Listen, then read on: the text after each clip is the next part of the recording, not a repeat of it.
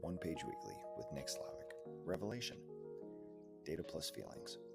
80% of business revelations are spurred from unexpected inspiration and not internal research. 61% of leaders' most important breakthroughs come from unexpected insights, not planned strategies. 70% of businesses pivot sometime in their early years based on a market insight or by a surprise about their customers' needs. Revelations are things that surprise you and change the way you think about something.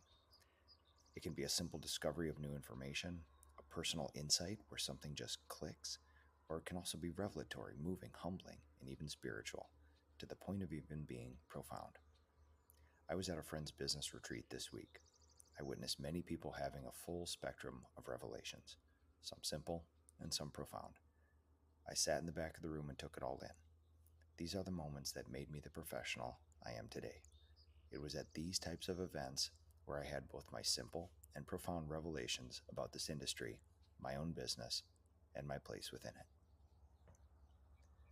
My first real industry event was at a craftsmanship forum event in Oak Park Heights, Illinois.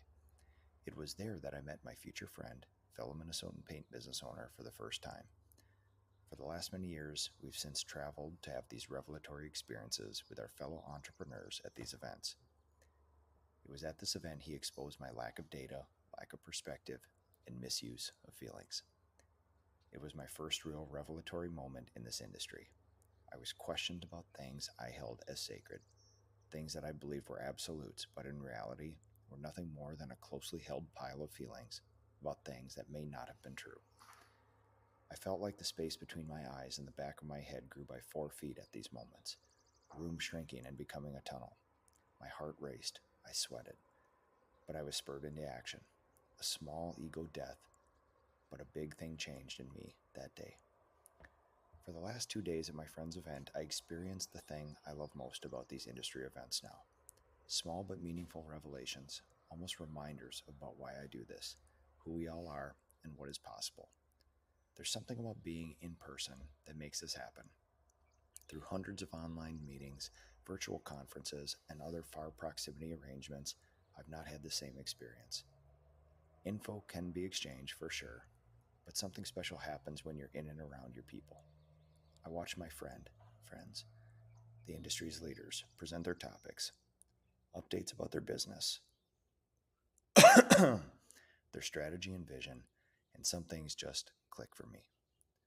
The clicks remind me of why I'm doing this and change what I think is possible. In most of our day-to-day lives, we manage the present. Our businesses and the people within those businesses necessarily make us be present. It's a non-negotiable for what we do. But there's typically only one visionary in a firm. It's likely you.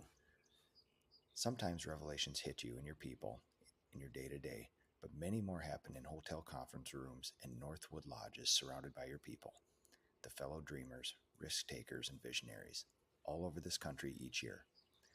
Presentation after presentation, I felt myself fill with energy. Revelations came from unexpected places, like a panel discussion about working with your spouse, which I do not. Disagreement is not distrust, is something I heard a husband and wife team say. I didn't need to write it down. I've said it in my head hundreds of times since yesterday. It's these seemingly small revelations that I seek out now with verve, especially in the times between major, moving, and profound revelations. And they seem only to come from a room full of humans, deeply passionate about what they do, big dreamers and doers. Rooms like this buzz, like when you stand under a power line in the rain and hear each water drop sizzle with an energy you can't understand, but know its potential, an energy you can feel in the middle of your body. This has been One Page Weekly with Nick Slavik.